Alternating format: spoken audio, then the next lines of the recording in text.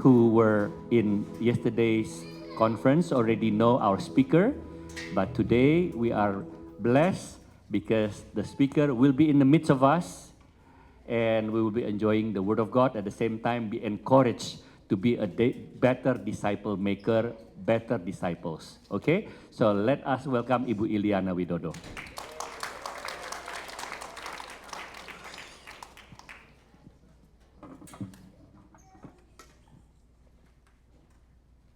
Shalom, selamat pagi.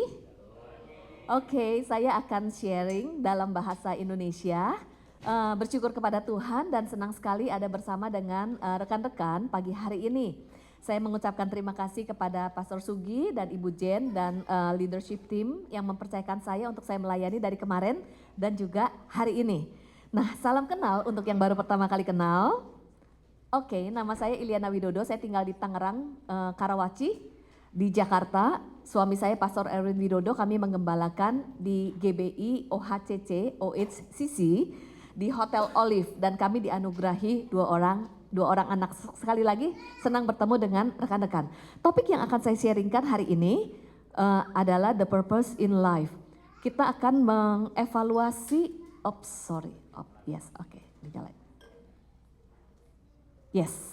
kita akan evaluasi apa tujuan di dalam kehidupan kita. Dan saya mau mengajak kita belajar dari firman Tuhan, yaitu dari Wahyu 3 ayat 7 sampai 13, mengenai surat yang diberikan kepada salah satu gereja, yaitu gereja di Philadelphia. Saya akan membacakan dari Wahyu 3 ayat 7 sampai 13. Saya akan membacakan dengan cepat ya. Dan tuliskanlah kepada malaikat jemaat di Philadelphia, inilah firman yang kudus, yang benar, yang memegang kunci Daud. Apabila ia membuka, tidak ada yang dapat menutup. Apabila ia menutup, tidak ada yang dapat membuka. Aku tahu segala pekerjaanmu. Lihatlah, aku telah membuka pintu bagimu yang tidak dapat ditutup oleh seorang pun. Aku tahu bahwa kekuatanmu tidak seberapa. Namun engkau menuruti firmanku dan engkau tidak menyangkal namaku.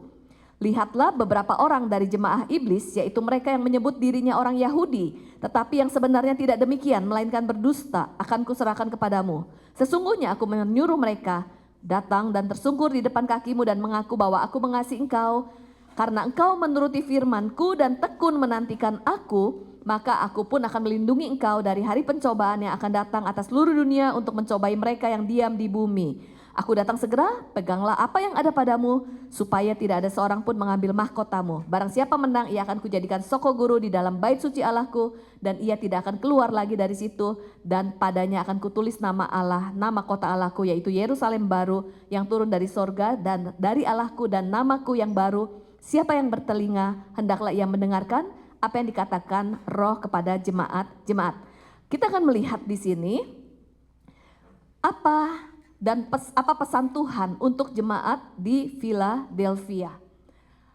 Philadelphia, kota ini didirikan kurang lebih pada abad kedua sebelum Masehi. Kemudian diduga yang mendirikan kota Philadelphia bernama Eumenes, seseorang dari Pergamus. Kemudian nama Philadelphia ini sendiri dari kata philos dan adelphos, artinya kasih persaudaraan. Nama ini diberikan oleh seorang raja Pergamus yang bernama Attalus kepada saudaranya Eumenes yang menggambarkan kasih persaudaraan. Ini adalah nama Philadelphia itu sendiri. Sekarang kita akan melihat lokasi, situasi Philadelphia dan tujuan kota ini didirikan. Jadi kota Philadelphia adalah sebuah kota yang memiliki sedikit penduduk. Kenapa? Karena kota ini dikelilingi oleh gunung berapi. Jadi kota ini sering gempa dan banyak orang takut tinggal di kota ini karena sering gempa. Kota ini pernah hancur karena gempa yang dahsyat, lalu dibangun kembali sampai hari ini. Masih terdapat ribuan orang Kristen yang kota ini berada di daerah Turki. Kemudian Philadelphia merupakan sebuah kota yang berada di daerah yang strategis. Kita lihat posisinya adalah strategis, dikelilingi berbagai kota di pintu gerbang timur. Dan kota ini juga disebut Athena kecil loh. Kenapa Philadelphia disebut Athena kecil? Karena banyak kuil-kuil penyembahan berhala. Lalu kota ini juga dikenal sebagai penghasil anggur, di mana masyarakat di kota Philadelphia menyembah Dionysius namanya, yaitu dewa Yunani untuk pohon anggur dan minuman anggur. Sehingga sebenarnya kota Philadelphia adalah pusat penyembahan dan juga pusat untuk agama kafir di kota Philadelphia. Jadi bayangkan Athena kecil, banyak penyembahan berhala, lalu juga banyak yang menyembah dewa Yunani untuk pohon anggur. Lalu kita lihat karena posisinya strategis, tujuan didirikan Philadelphia, yaitu untuk menyebarkan budaya yang positif. Budaya, bahasa, tata krama. Jadi di kota Philadelphia ini dibangun untuk pertunjukan, untuk sebuah misi yang besar.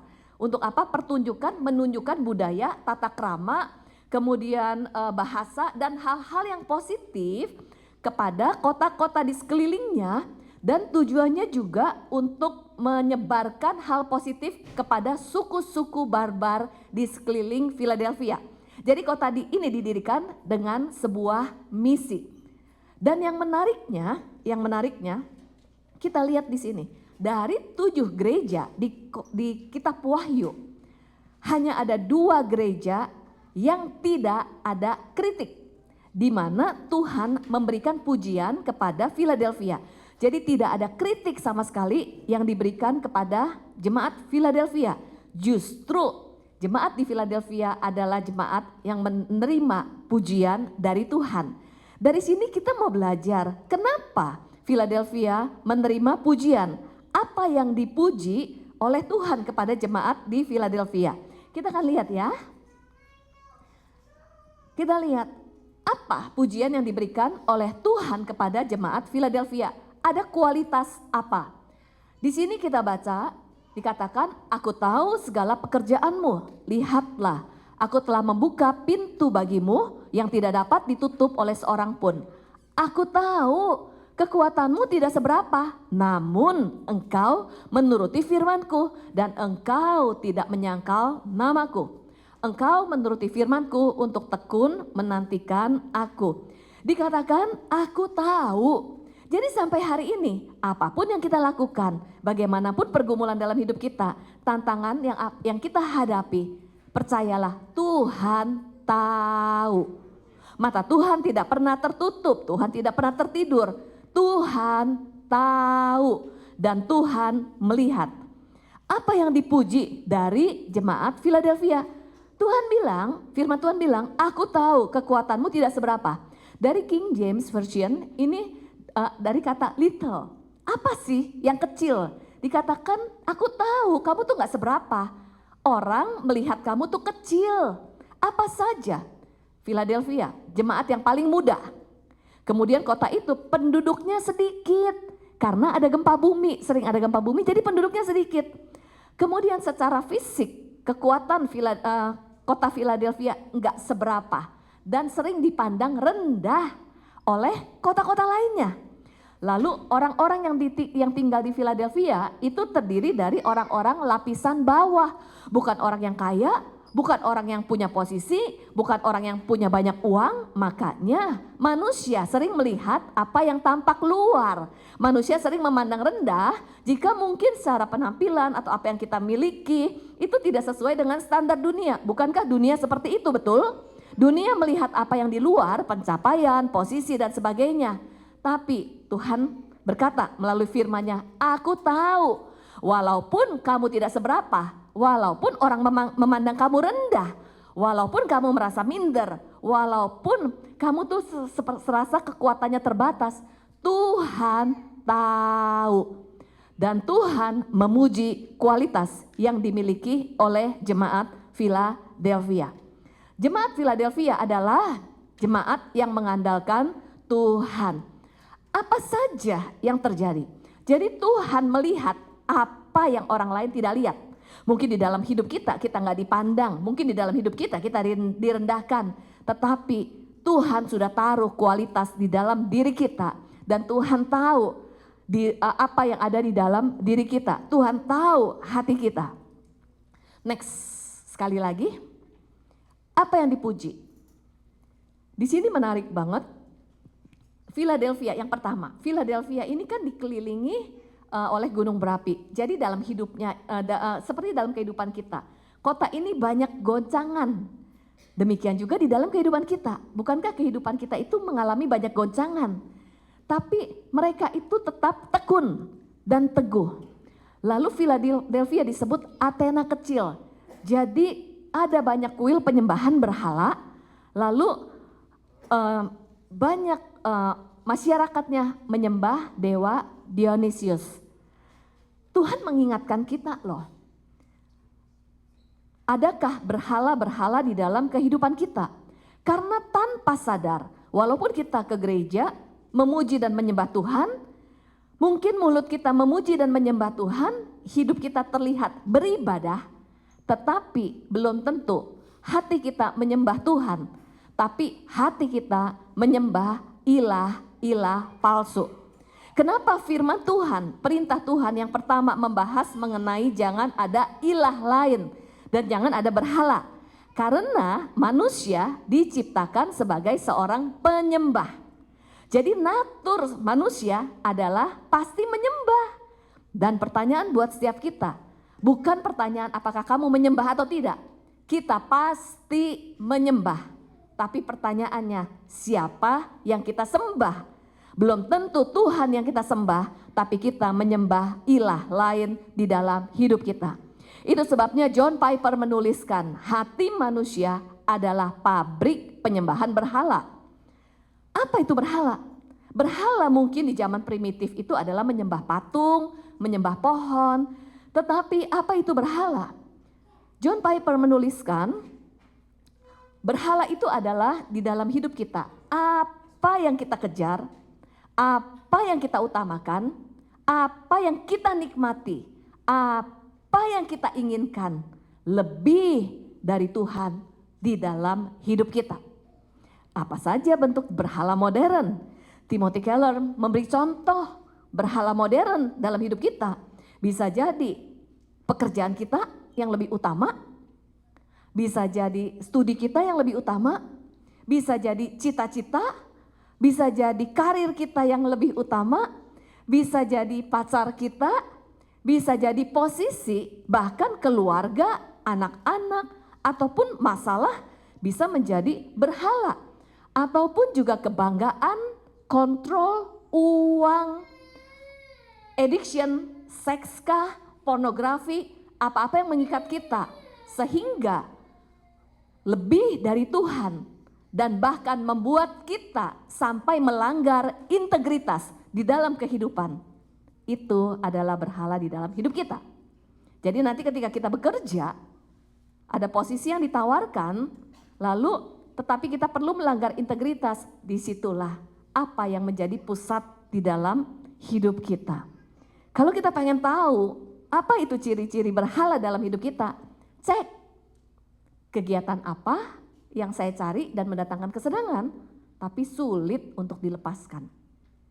Itu adalah berhala. Yang kedua, waktu kita bangun tidur, dari bangun tidur sepanjang hari, apa yang kita fokuskan, yang kita pikirin, yang kita cari pertama kali apa bangun tidur?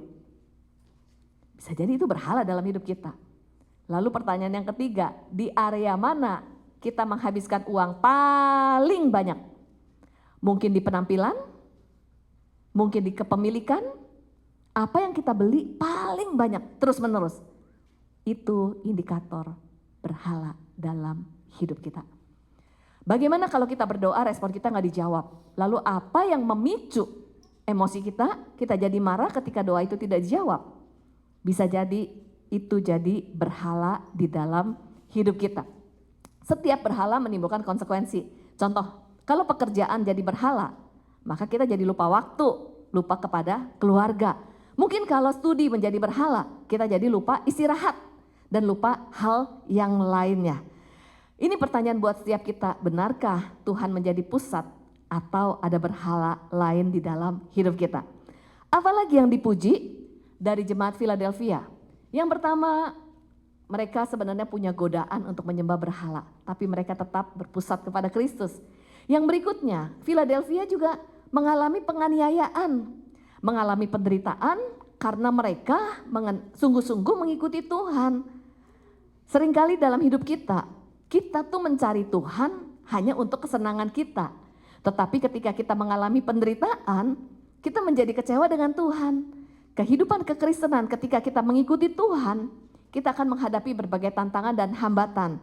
Namun jemaat Philadelphia tetap tekun, tahan uji, tidak menyangkal, dan tetap menuruti firman Tuhan. Inilah kualitas yang dipuji. Next, kita lihat berikutnya. Di sini ada firman Tuhan menuliskan, "Aku tahu segala pekerjaanmu, lihatlah, aku telah membuka pintu bagimu yang tidak dapat ditutup oleh seorang pun." Beberapa kali menuliskan tentang pintu, membuka pintu, menutup, membuka, lihatlah. Apa sih pintu, apa yang dimaksud? Sebelum membahas kesimpulan pintu apa yang dimaksud, ada pertanyaan buat setiap kita. Apa sih tujuan hidup kita? Ada sebuah buku yang ditulis oleh Martin Seligman. Di sini ada 3 level tujuan hidup. Kita coba cek tujuan hidup kita nih yang di mana. Tujuan hidup yang pertama adalah ada yang seseorang tuh hidup tujuannya untuk mendapatkan kesenangan. Dia akan bahagia kalau dia mendapatkan apa yang dia inginkan. Pertanyaannya, kalau kita pengen punya rumah, boleh nggak? Kalau kita pengen sukses, boleh nggak? Tapi apakah level tujuan hidup kita hanya ingin punya rumah, ingin sukses, lalu kita akan happy, bahagia kalau kita mendapatkan apa yang kita inginkan? Apakah level tujuan hidup kita cuma sampai di sini saja? Kita mencari apa yang kita mau. Ini level seperti anak kecil. Anak kecil kalau pengen sesuatu tapi nggak dapat, dia ngambek. Demikian juga kita mengikuti Tuhan, tapi menjadikan Tuhan tempat untuk meminta-minta. Berapa banyak kalau tujuan hidup kita menjadikan Tuhan tempat untuk meminta-minta? 1000 kebaikan Tuhan mudah kita lupakan hanya karena satu doa yang tidak dijawab atau satu ujian yang Tuhan izinkan datang dalam hidup kita. Betulkah kalau kita mendapatkan apa yang kita inginkan kita bisa bahagia? Betul. Next, berikutnya. Level tujuan hidup yang kedua adalah good life. Yaitu seseorang membangun status, popularitas, pengakuan, prestasi. Dia ingin mendapat kebanggaan, mendapatkan penerimaan. Salah enggak kalau kita ingin punya status? Salahkah? Enggak. Salahkah kalau kita ingin sukses? Tidak. Tapi pertanyaannya, apakah tujuan hidup kita levelnya cuman mengejar identitas, status, dan kesuksesan? Boleh nggak sebagai orang Kristen kita sukses? Boleh banget, tapi ada yang membedakan. Kita sukses untuk supaya kita hidup nyaman. Ada tanpa sadar, kenyamanan menjadi berhala. Tujuannya self-center. Ada orang tua kasih nasihat gini, kita harus sukses supaya tidak dihina. Ada? Oh, jadi waktu kita kerja dan sukses, tujuannya supaya tidak dihina. Kamu harus sukses supaya kamu dianggap. Ada nasihat itu? Oke, jadi kita sukses supaya dianggap, diakui, dan dihargai. Tanpa sadar kita menaruh identitas diri kita atas dasar apa yang kita capai, apa yang kita lakukan, menaruh identitas diri kita atas posisi, atas penghasilan. Tujuannya self-center. Bukankah diri kita yang menjadi berhala di dalam hidup kita. Posisi, kesuksesan, pencapaian, apapun kita kejar, tujuannya untuk self-centered. Tanpa sadar, kita lakukan apapun di dalam hidup ini, tujuannya self-centered, untuk saya, untuk diakui, untuk dihargai, untuk diterima, untuk hidup nyaman, untuk punya posisi, untuk punya kendali. Itu adalah self-centered, tapi berbeda. Waktu kita ingin sukses, kita mau hidup excellent, karena kita mau melakukan yang terbaik dan memberikan yang terbaik, karena kita sadar hidup ini adalah anugerah. Itu beda banget. Ketika kita bekerja, belajar, melayani, itu adalah sebagai bentuk persembahan kepada Kristus. Waktu kita mendapatkan apa yang kita inginkan dan dapat kesuksesan, bahagia enggak? Betul, kita bahagia. Tapi ternyata menurut survei ada 2 sumber kebahagiaan manusia. Sumber kebahagiaan manusia yang pertama adalah dari dia mendapatkan apa yang diinginkan. Kalau dapat senang banget. Kalau dia naik posisi, dipromosi, senang banget. Tapi ini sumber kebahagiaan yang berasal dari eksternal. Kalau kita dapat, yes, kita senang. Kalau kita pengen sesuatu, kita dapat, kita happy. Benar kita happy, tapi sumber kebahagiaannya dari eksternal dan itu cuman sementara. Happy-nya akan hilang lagi. Lalu kita akan cari lagi kebahagiaan yang lain. Dan hati manusia itu tidak akan pernah puas kalau kita mengisi kebahagiaan dengan hal-hal yang eksternal dan semua tujuannya untuk self-centered. Tetapi ada sumber kebahagiaan yang kedua, yaitu apa?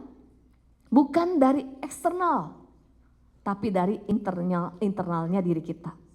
Berapa banyak orang Kristen menaruh jangkar hidupnya kepada hal-hal yang di luar, hal-hal yang eksternal. Padahal semua yang eksternal satu hari akan hilang dan satu hari akan goncang dalam hidup kita, betul? Yang kedua, sumber kebahagiaan yang kedua adalah dari dalam internal, yaitu apa? Fulfillness. Kita menyadari hidup kita adalah hidup yang bermakna. Sumber kebahagiaan yang kedua adalah dari mana? Ketika kita tahu diri kita bermakna dan berharga, lalu kita juga memahami tujuan hidup, maka itu adalah sumber kebahagiaan yang dari dalam diri kita. Pertanyaannya, seberapa berharga sih hidup kita? Di Mazmur 139 menuliskan, Tuhan membentuk kita menenun di dalam kandungan. Yang menariknya, waktu Tuhan menciptakan dunia, Tuhan tuh berfirman, jadilah terang, maka terang itu jadi. Tapi waktu Tuhan menciptakan manusia, Tuhan tidak berfirman. Tapi Tuhan membentuk manusia dengan tangannya. Dan waktu Tuhan membentuk kita, itu seperti pekerjaan menenun. Dan ketika menenun itu pekerjaan yang hati-hati, maka mata, pikiran, dan hati Tuhan tertuju dalam hidup kita. Tapi apa yang kita pikirkan? Apa kata orang lain? Apa kata dia? Lalu seberapa berharganya nilai diri kita? Waktu kita berdosa, Tuhan menukar kita dengan darah Kristus. Jadi nilai diri kita setara dengan darah Kristus. Tahukah? Tuhan menukar hidup kita, menebus hidup kita dengan darah Kristus. Artinya kita jauh lebih berharga dari seluruh ciptaan Tuhan. Kita jauh lebih berharga dari alam semesta. Tapi seringkali yang kita kejar dalam hidup adalah hal-hal yang eksternal. Lalu kita menaruh identitas diri kita kepada hal-hal yang eksternal. Padahal kalau kita sadar hidup kita berharga, kita tidak akan mengisi hidup kita dengan perkara yang sia-sia dan murahan. Karena kita tahu diri kita mahal. Amin. Contoh, saya pegang emas nih segini, emas batangan. Siapa yang mau? Oke, saya kasih gratis nih. Oke, tapi kalau emas ini ada di got, tahu got, comberan, solokan, bau, banyak kotoran, terus udah gitu banyak binatang, bau. Siapa yang masih mau emas ini? Kenapa? Karena tetap berharga, betul? Bukankah hidup kita ada di lumpur dosa? Dan Yesus rela mati di kayu salib untuk mengangkat kita menjadi anaknya. Karena kita sangat berharga. Sadarilah hidup kita berharga. Kalau kita sadar hidup kita berharga, kita datang ke gereja bukan untuk mendapatkan sesuatu, bukan untuk menjadikan Tuhan tempat untuk meminta-minta. Lalu ketika nggak dapat, kita ngambek. Bukankah kita sudah mendapatkan sesuatu yang paling berharga? Seseorang yang sadar hidupnya dikasihi dan hidupnya berharga, dari hatinya yang terdalam, pasti rindu mempersembahkan hidup kepada Tuhan. Karena sadar kita ada hari ini adalah karena anugerahnya. Dan hidup kita mahal. Amin. Jadi meaningful life artinya apa? Dengan segala keberadaan kita, marilah kita hidup menjadi berkat. Pada saat kita mengalami pergumulan pun kita bisa menjadi berkat. Kenapa kita bisa kuat? Kita bisa menjadi kesaksian. Itulah kerinduan hati Tuhan.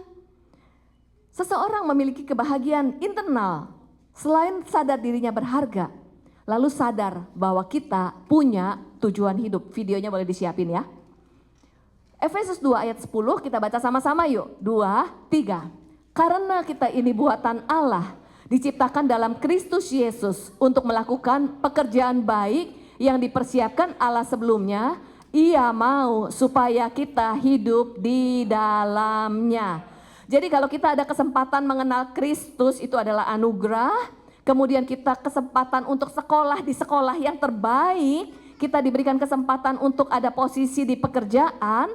Kita diberkati, kita punya pengalaman bersama dengan Tuhan. Kita diperlengkapi dengan skill dan talenta. Kita diberikan keunikan. Itu bukan berarti tidak ada tujuan. Tapi Tuhan punya tujuan dalam hidup setiap kita untuk kita menjadi berkat bagi sesama. Itulah meaningful life. Karena kita sadar kita sudah menerima penebusan. Kita perlu melihat isi hati Tuhan adalah banyak orang-orang yang belum mengalami pengalaman yang sama seperti kita. Dan Tuhan mau kita memberitakan kabar baik kepada mereka. Jadi apa kesimpulan dari kata Philadelphia?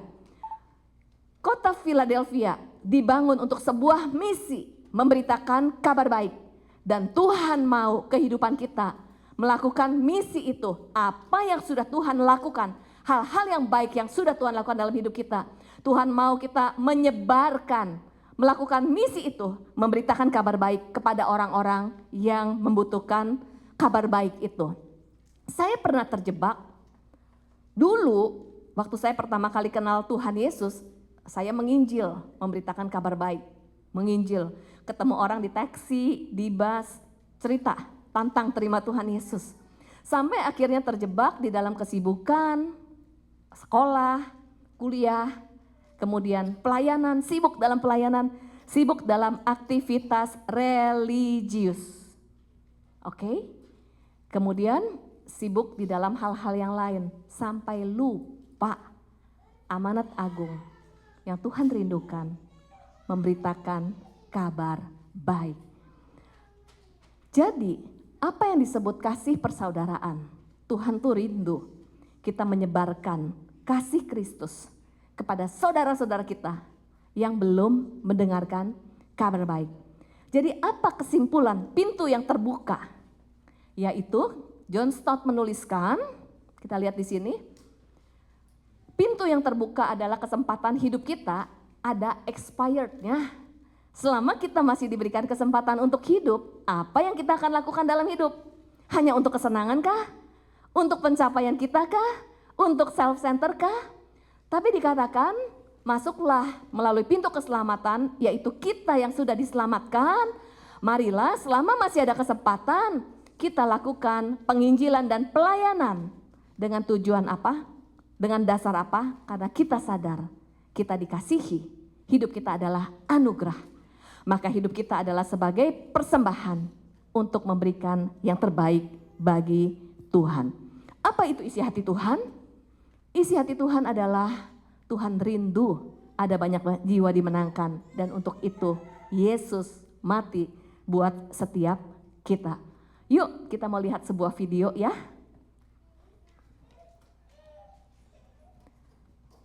Worship leader boleh bantu nanti setelah ini.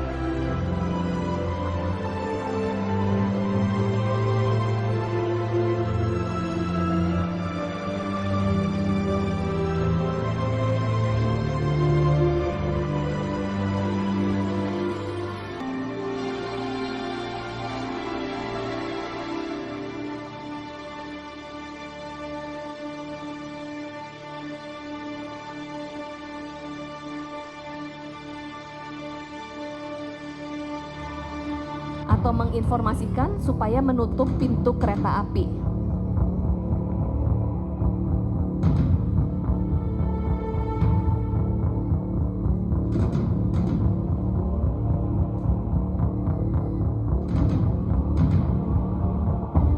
Dan sang anak nggak cuman mengingatkan papanya, berusaha menolong papanya, ayahnya untuk menutup pintu kereta api tersebut dan terjatuh.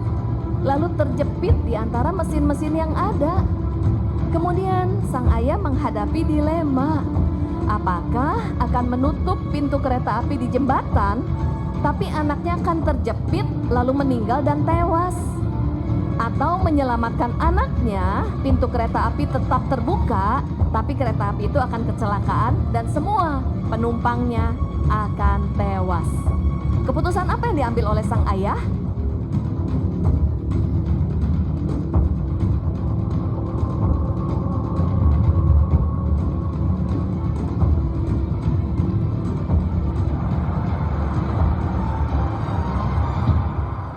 Dan sang ayah mengambil keputusan untuk mengorbankan anak satu-satunya yang dikasihi untuk menyelamatkan seluruh penumpang di dalam kereta api tersebut. Bukankah kita orang-orang yang ada di dalam kereta api itu hidup dengan dosa, gak punya tujuan hidup, gak punya masa depan. Tapi karena begitu besar kasih Allah akan dunia ini, sehingga Allah Bapa di sorga mengaruniakan Tuhan Yesus Kristus, anak tunggal satu-satunya untuk mati di kayu salib, menyelamatkan kita semuanya, menebus dosa kita yang seharusnya kita gak layak, tapi karena kasih-Nya kita ditebus, hidup kita diubahkan. Tuhan punya tujuan hidup, Tuhan taruh talenta, Tuhan taruh berkat-Nya untuk apa? Masih banyak orang-orang di dalam kereta api itu yang membutuhkan kabar keselamatan. Yuk kita pandang, ingat dan renungkan salib-Nya. Marilah kita mempersembahkan hidup kita untuk kemuliaan-Nya, untuk memberitakan Injil, memberitakan kabar baik bagi orang-orang yang membutuhkan. Saya menantang Bapak Ibu dan rekan-rekan, yuk kita bangkit berdiri. Kita mau naikkan pujian dan kita mau pandang salib-Nya, kita renungkan kasih-Nya, dan kita jadi memahami betapa berharga dan berartinya hidup kita. Amin. What a beautiful name it is. What a beautiful name it is. The name of Jesus Christ, my Hanya Dia yang layak disembah. What a beautiful name it is. Nothing compares to this. What a beautiful name it is.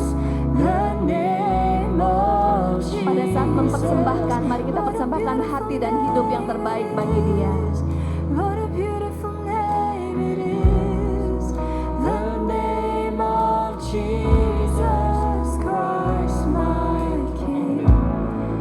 What a beautiful name it is. Nothing compares to this. What a beautiful name it is. The name of Jesus. Mari kita ambil waktu untuk saat teduh.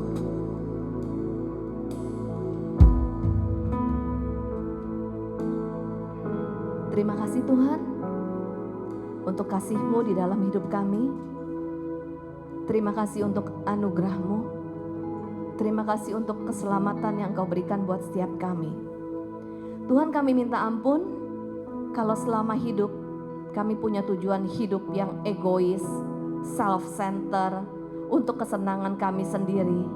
Tapi biarlah pagi ini kami boleh mengkalibrasi ulang tujuan hidup kami. Biarlah kami selalu memandang salib-Mu. Ketika kami memandang salib-Mu, mengingat pengorbanan-Mu, biarlah kami menyadari hidup kami gak layak. Hanya semata karena anugerah-Mu, kami boleh menjadi sebagaimana kami hari ini. Tuhan, taruh kasih-Mu, hati-Mu ada di dalam hati setiap kami. Karena kami sebagai manusia, kami cenderung egois, self-center, hanya ingin menyenangkan kami sendiri. Hati kami licik, hati kami punya banyak strategi untuk diri kami. Ada banyak penyembahan berhala di hati kami yang seringkali kami mengabaikan Engkau. Kami terbatas.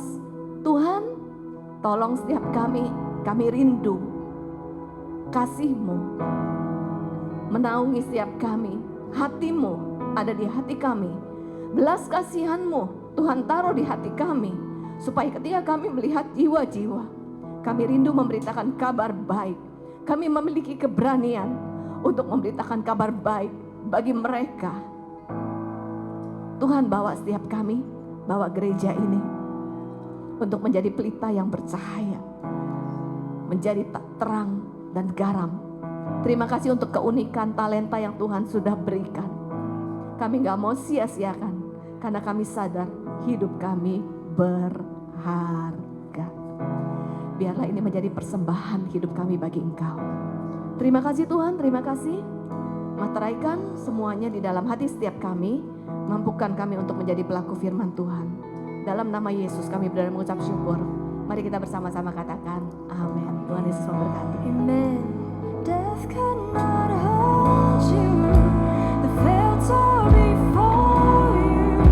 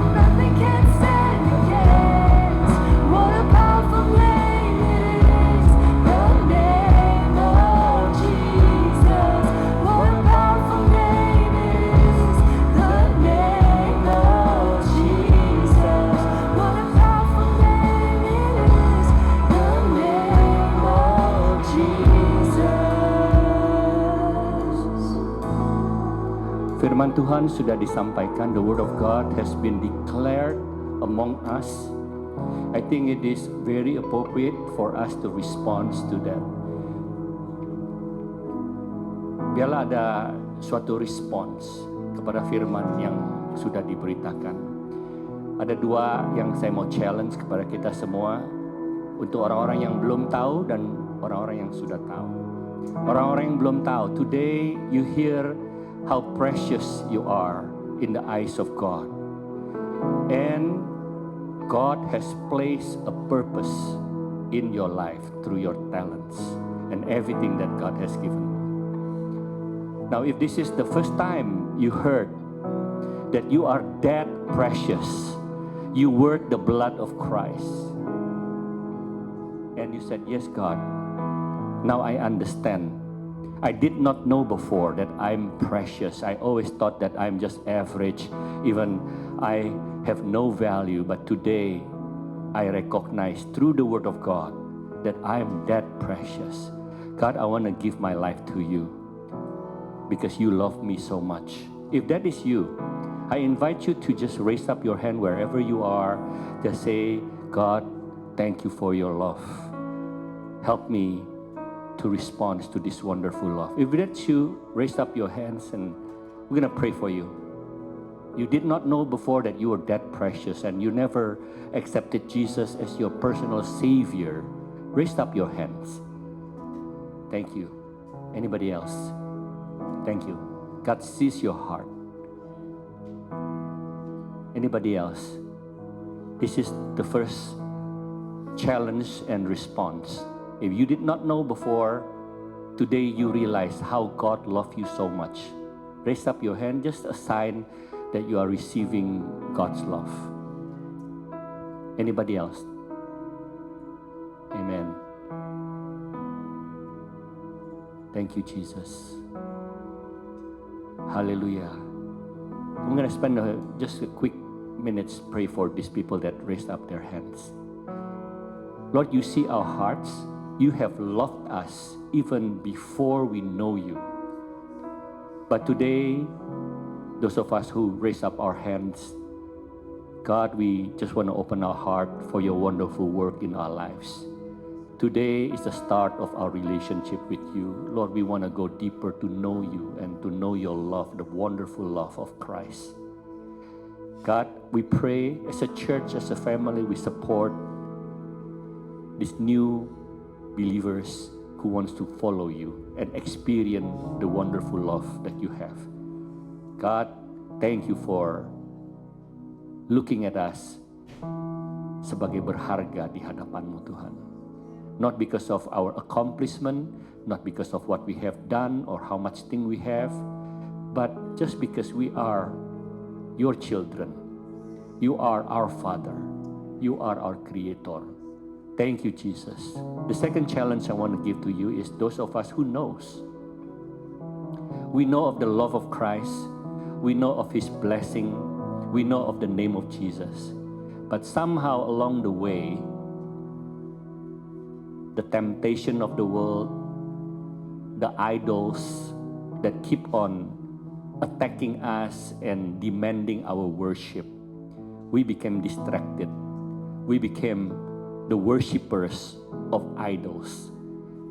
But today, we are reminded again that there should be no idols, only Jesus that we worship. If that is you, raise up your hand in humility, saying, God, I have been distracted. I'm sorry. I want you more than anything else. Even my dreams, even my aspiration, even my bank account, even my girlfriend, boyfriend, or children that has attracted the focus of our lives away from you. God, we repent. If that is you, raise up your hand. We are standing here in humility, recognizing a graceful and merciful God. A God that is full of love.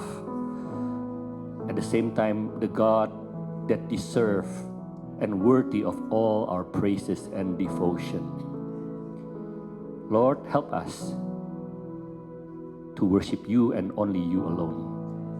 We thank you, Jesus, for your abundant love. You always embrace us with the open arms of love.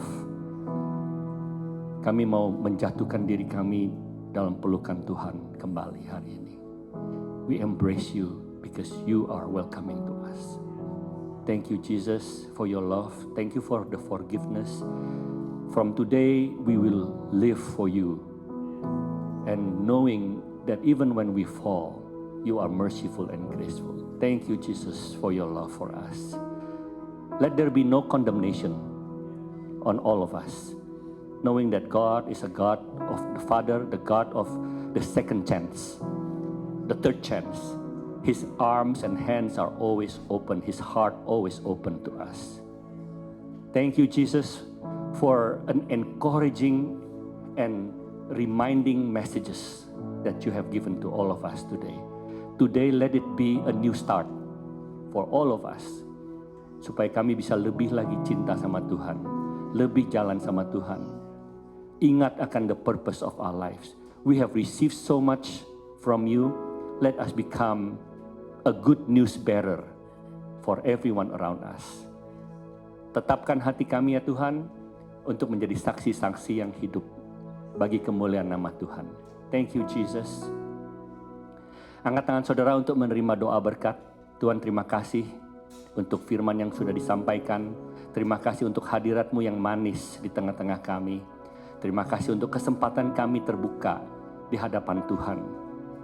In the name of the Father, in the name of Jesus Christ, our Lord and Savior, in the name of the Holy Spirit of God who lead us into all truth and walk with us in our discipleship journey. Father, Son, and the Holy Spirit, we worship as the Holy Trinity. I pray as your pastor, may the Holy Trinity shine His face upon your life, His favor. May He bless the works of the hand that you are lifting up right now. As you finish up your education, as you work at your workplace, as you build the unity and prosperity of your family, as you walk as a faithful disciples and faithful witness to the love of Christ, may God bless you and follow you all the days of your life. Receive this prayer of blessing by faith in Jesus' name. All God's people says hallelujah. Amen. Amen. God bless you. See you again next week in all 3 locations. They are short. Can you be seated for 1 minute?